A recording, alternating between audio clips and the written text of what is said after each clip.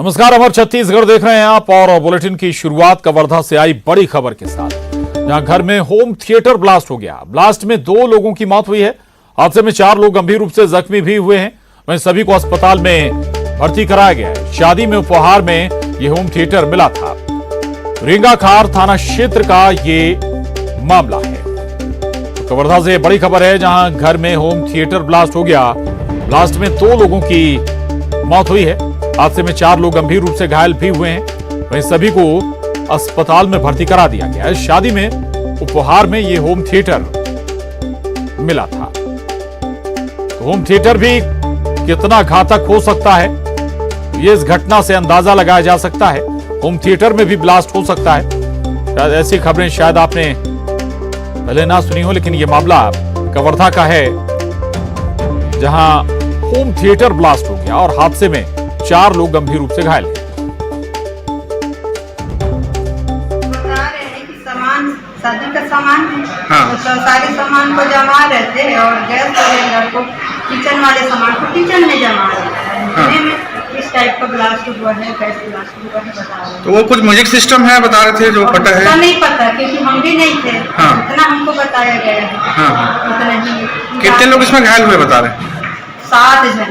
7 जने हैं। सबसे छोटा लड़का जो जिसका शादी हुआ था वो तो इस पार्ट में खत्म हो गया। हाँ। उसके मम्मी पापा बेहोश है, वो रेंगाखा के हॉस्पिटल है। हाँ। और 5 जने को अभी हमारे। शादी कब हुई थी बता? शादी कितने दिन पहले हुई? कल परसों तो हुआ है। हाँ। कल ही तो लाए हैं बहू को। हाँ हाँ। अभी बहू कहाँ है? घर में। घर में आ गई है। घर में ला लिए हैं बहू को, कल ही लाए हैं और आज सामान को जमा। तो कवर्धा से एक खबर है। मनीष मिश्रा, न्यूज 18 संवाददाता हमारे साथ जुड़े हुए हैं। मनीष, घायलों की क्या स्थिति, और दूसरा ये भी बताइएगा कैसे और क्यों फट गया ये होम थिएटर? बिल्कुल, प्रशांत, जिस तरह से परिजनों ने जानकारी दी है कि अभी 2 दिन पहले ही उनकी शादी हुई थी और जो शादी में सामान आया हुआ था उससे घर वाले जमा रहे थे। बाकी जो परिजन है वो अपने अपने घर चले गए थे। इसके बाद घर के जो सदस्य हैं वो इसमें घर में से, इसमें से 5 लोग जो है गंभीर रूप से घायल हुए हैं। 2 जो उनके माँ बाप है वो वहीं रेंगाखार जो स्थानीय अस्पताल है वहां पे भर्ती। तो 5 में से मैं अपडेट आपको बताना चाहूंगा कि जो 5 लोगों को यहाँ गंभीर अवस्था में लाया गया था उसमें से एक की और मौत हो गई है। जो मृतक है वो जो पहले जिसकी दूल्हा बताया जा रहा है उसकी मौत हुई थी, वो उसका बड़ा भाई बताया जिसको घायल जो था उसको जिला अस्पताल में उपचार के दौरान उसकी मौत हो गई। 4 लोगों की हालत अभी भी गंभीर है जिनका उपचार चल रहा है। और जो घटनाक्रम के बारे में अभी जो जानकारी मिली, हाल के परिजन सही बता नहीं पा रहे। जो सही जानकारी है वो घर वाले ही बता पाएंगे, जिसमें जो म्यूजिक सिस्टम है वो दहेज में आया, जिसे जमा रहे थे घर का सामान, और उसे चालू करने के दौरान ये हादसा हुआ। ऐसी बात सामने आ रही है। हालांकि परिजन जो है शुरुआत में जो है गैस सिलेंडर की बात कर रहे थे, लेकिन अभी जो पुलिस मैं लौटूंगा आपके पास और मनीष लौटूंगा आपके पास। कवर्धा एएसपी साहब हमारे साथ जुड़े हैं। एसपी साहब, क्या वजह निकल कर आई है? ये अलग तरह का मामला है, होम थिएटर में ब्लास्ट हुआ है। कोई विस्फोटक भी था क्या इस होम थिएटर में, जो वजह बना हादसे की? ये सारी चीजें जांच का विषय है।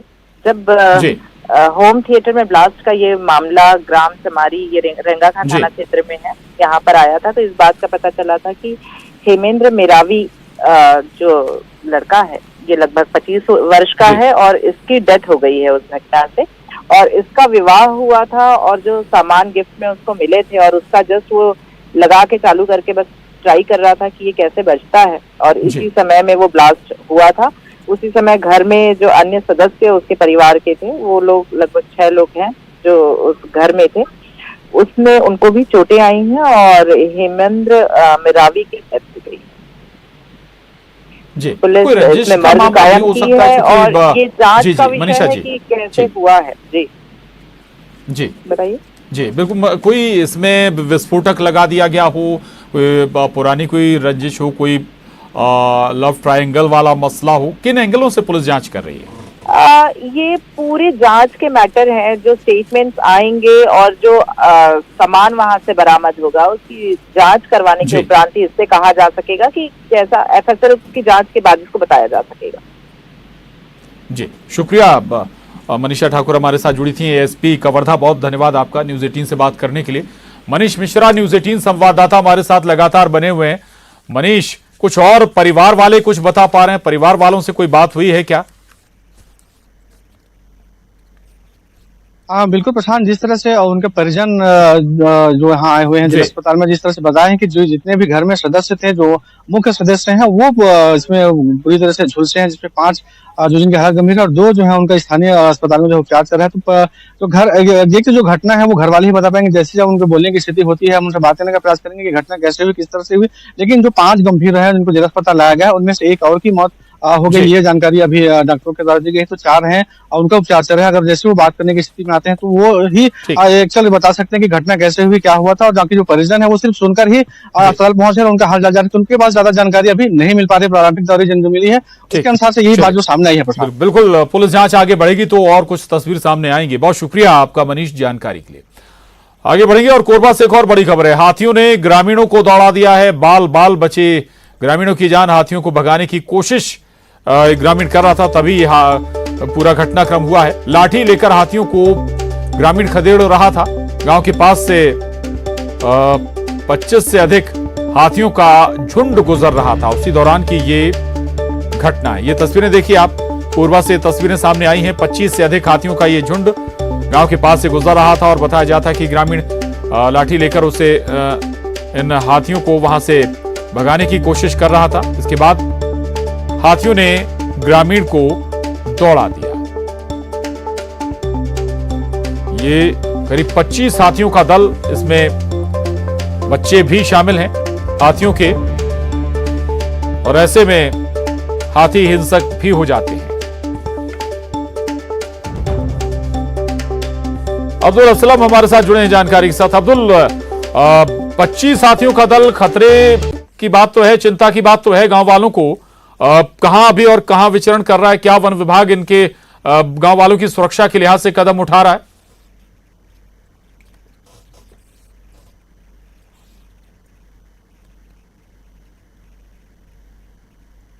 में लगातार जारी है और कटघोरा वन मंडल के केंद्रीय रेंज के मातिन मंदिर के पास की ये घटना है, जहां पर ये ग्रामीण जो है हाथी को खदेड़ने की कोशिश कर रहे थे और डंडा लेकर हाथी को खदेड़ने का प्रयास कर रहे थे। उसी दौरान हाथी ने दौड़ा दिया और किसी तरीके से जो ग्रामीण है उनकी जान जरूर बच गई। लेकिन इस तरीके से अगर हाथियों के झुंड में अगर बेबी एलिफेंट भी अगर होते हैं तो निश्चित तौर पर हाथी जो है वो अपने बच्चों को लेकर हिंसक हो जाते हैं और वो हमला कर देते हैं। बावजूद इसके कि वन विभाग लगातार लोगों को हिदायत दे रहा है कि हाथियों से दूर रहें और वन विभाग की टीम जो है हाथियों की निगरानी कर रही है और आसपास के गांव में जंगल में ही हाथी जो है विचरण कर रहे हैं। चलिए, रहिएगा आपके साथ और अगली खबर पर भी बात करेंगे।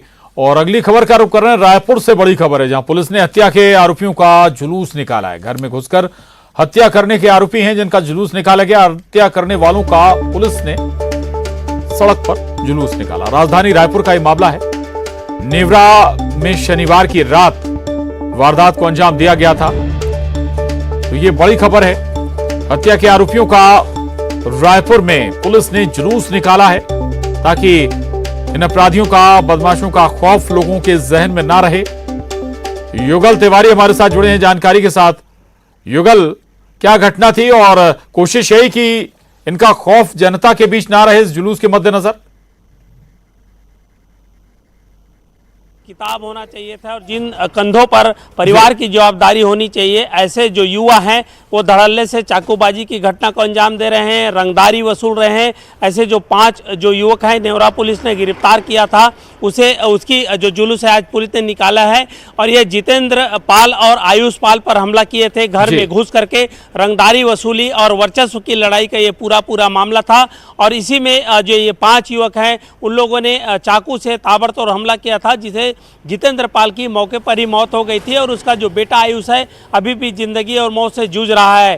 तो ये कहा जा सकता है कि इस तरह से जो युवा हैं जिनका खौफ जो अपराध के क्षेत्र में बनाना चाहते हैं, पुलिस उनके खौफ को तोड़ना चाह रही है। और आप देख सकते हैं साफ वीडियो में जाहिर है कि किस तरह से उठक बैठक वो कर रहे हैं। तो जरूरत इस बात की है कि ऐसे अपराधियों को इसी तरह की जो बिल्कुल सजा है वो मिलनी चाहिए, ताकि समाज में एक मैसेज जाए कि जो भी व्यक्ति इस तरह के अपराध करेगा, कानून को अपने हाथ लेने का, उसका जो श्रेय है, जो परिणाम है वो इस तरह का होगा। जी बिल्कुल परिणाम भुगतना पड़ेगा। शुक्रिया युगल। आगे बढ़ेंगे और कोरबा से खबर है। कोरबा के सीएसईबी पुलिस चौकी पर एक शख्स ने जमकर हंगामा मचाया। शख्स का आरोप है कि पुलिस उनके नाबालिग बेटे के साथ मारपीट कर रही है। साथ ही पुलिस की ओर से उसे फोन पर धमकी भी दी गई है।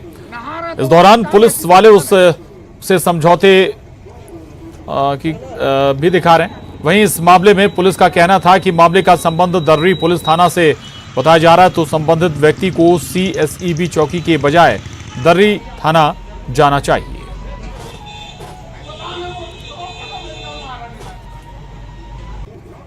नहा रहा तो वापस मेरे बेटे को मार रहा है। क्यों?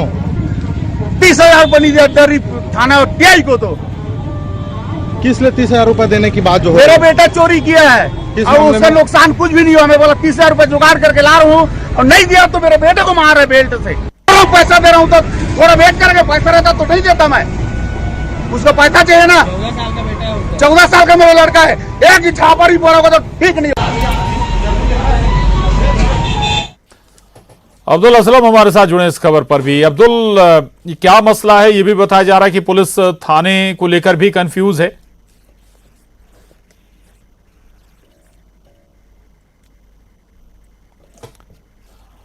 अब्दुल असलम हमारे साथ जुड़े हैं। अब्दुल, ये पूरा घटनाक्रम भी बताइएगा।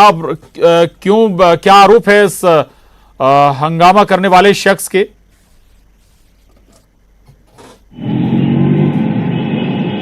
जी, आपको बता दूं कि ये मामला जो है दर्री थाना क्षेत्र का है, जहां प्रगति नगर के रहने वाला है राजकुमार नेताम, जिसके बेटे को पुलिस ने उसके साथ मारपीट करने का आरोप लगाया है और उन पर गंभीर आरोप लगाते हुए वो सीएसईबी चौकी के पास पहुंचा और वहां पास जमकर हंगामा करने लगा कि पुलिस जिस तरीके से आरोप लगा रही है उनके बेटे पर और उसको लेके आई है, इसको लेकर वो गंभीर आरोप लगाते हुए हंगामा मचाया और पुलिस वालों को उनको कहना है कि आखिर ऐसा क्यों किया जा रहा है, आखिर मैं किसके पास जाऊं।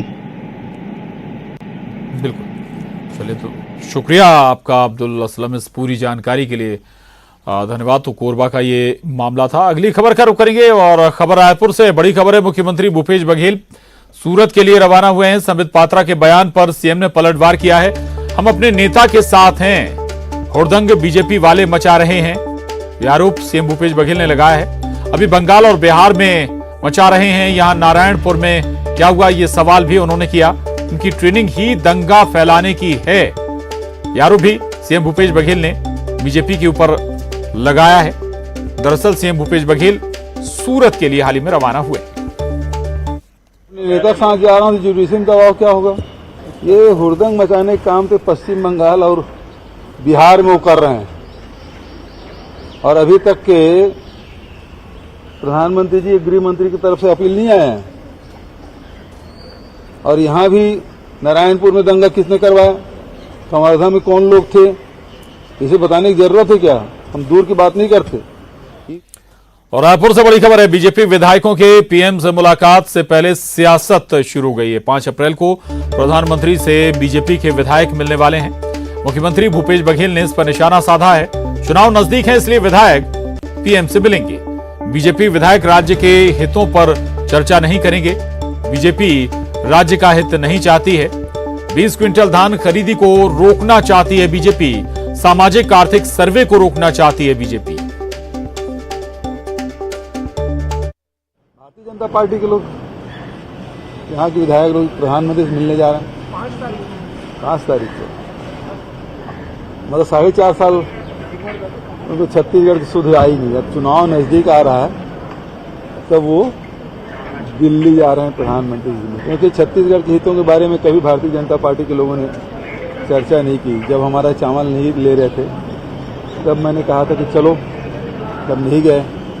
अब क्या वो 20 क्विंटल धान खरीदने का जो फैसला छत्तीसगढ़ सरकार ने किया है उसे कैसे रोकना है, इसलिए जा रहे हैं क्या? जो या फिर अभी सर्वे करा रहे हैं गरीब लोगों का आवास, जो जनगणना के कारण भारत सरकार ने जनगणना नहीं कराया, आर्थिक सर्वेक्षण नहीं कराया और इस कारण से वंचित जो लोग हैं उसको आवास मिले, इसके लिए जो सर्वे शुरू किए हैं 1 अप्रैल से, उसके विरोध में जा रहे हैं। या आरक्षण जो राज्यपाल के यहाँ राजभवन में अटका हुआ है उसे और कैसे रोका जा सकता है, इसी बारे में चर्चा करने जा रहे हैं। छत्तीसगढ़ के हितों के बारे में चर्चा करने तो नहीं जा रहे हैं। यदि गए होते तो बहुत सारे मुद्दे थे। हमने जो कोयले की जो लेवी है 4100 करोड़ भारत सरकार के पास रुका हुआ है, या रॉयल्टी अभी तक के लगातार 2014 के बाद एक बार भी नहीं बढ़ा है, उसके बारे में कितने बार उन लोगों से कहा। जीएसटी का पैसा है, सेंट्रल एक्साइज का पैसा है, उसके लिए ये लोग जा नहीं रहे हैं। ये केवल जो छत्तीसगढ़ की जनता के लिए, चाहे किसान हो, मजदूर हो, आदिवासी हो, युवा हो, व्यापारी हो, इसके लिए जो हमने फैसला किया है उसे कैसे रोकें, शायद इसलिए जा रहा है। और अब रुक करेंगे सिटी टॉप 20 का। 5 अप्रैल को पीएम मोदी से मिलेंगे छत्तीसगढ़ के बीजेपी विधायक रमन सिंह के नेतृत्व में दिल्ली जाएंगे 14 एमएलए। छत्तीसगढ़ की वर्तमान राजनीतिक परिस्थितियों पर चर्चा संभव। बीजेपी विधायकों के पीएम से मुलाकात से पहले सियासत शुरू। मुख्यमंत्री भूपेश बघेल ने साधा निशाना, कहा चुनाव नजदीक हैं, इसलिए विधायक पीएम से करेंगे मुलाकात, राज्य का हितों पर नहीं करेंगे चर्चा। संबित पात्रा के बयान पर सीएम बघेल का पलटवार, कहा हम अपने नेता के साथ हैं, बीजेपी नेताओं को मिली है दंगा फैलाने की ट्रेनिंग। पीडीएस घोटाले की सीबीआई जांच की मांग पर सीएम बघेल का बयान, कहा रमन सिंह पहले अपने समय के घोटाले की जांच कराएं, फिर हमारी सरकार पर सवाल उठाएं। छत्तीसगढ़ में फिर बढ़ी कोरोना की रफ्तार। प्रदेश में मिले कोरोना के 20 नए मरीज। ट्रैकिंग और टेस्टिंग बढ़ाने के दिए गए निर्देश। रायपुर में हत्या के आरोपियों का पुलिस ने निकाला जुलूस। आरोपियों पर घर में घुसकर हत्या करने का आरोप। रायपुर में युवक कांग्रेस के 2 नेताओं पर चाकू से हमला। तहसील कार्यालय के सामने की घटना। पेट्रोल पंप पर हुआ था विवाद। चाकूबाजी की घटना पर कांग्रेस संचार प्रमुख का बयान, कहा क्राइम पर जीरो टॉलरेंस की नीति अपना रहे हैं सीएम बघेल, किसी के साथ ऐसी घटना नहीं होनी चाहिए। कवर्धा में घर में होम थिएटर में हुए ब्लास्ट में एक व्यक्ति की मौत, 5 लोग गंभीर रूप से घायल। बीजापुर में सुरक्षा बलों ने आईडी को किया डिफ्यूज। जवानों को निशाना बनाने के लिए नक्सलियों ने लगाया था आईडी। बासागुड़ा थाना क्षेत्र का मामला।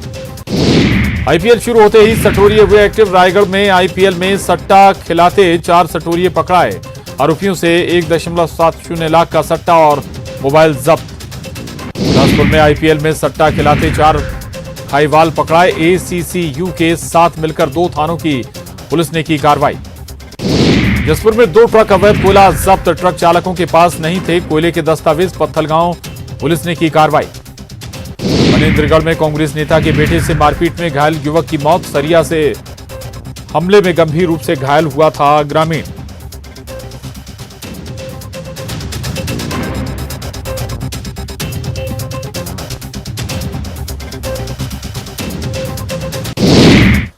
और बुलेटिन में बस इतना ही। खबरों का सिलसिला जारी।